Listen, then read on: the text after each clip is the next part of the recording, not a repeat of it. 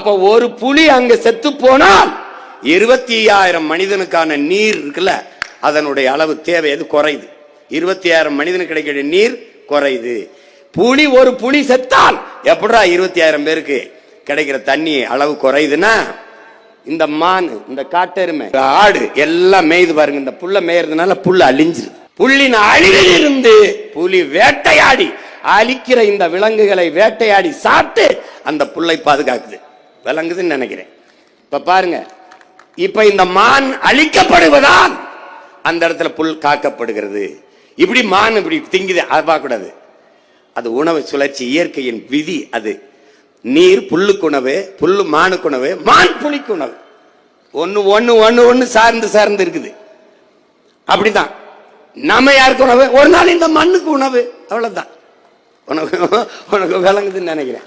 இது இதான் உணவு சங்கிலி. இதான் நம்ம அப்பா சொல்றாங்க, நம்மாழ்வார்.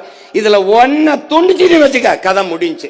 அப்படி இருங்க இந்த பாருங்க எப்படி இதுல ஒண்ணு துண்டிச்சான்னா, நீ பாரு, கொசு ஒன்ன கடிக்குது.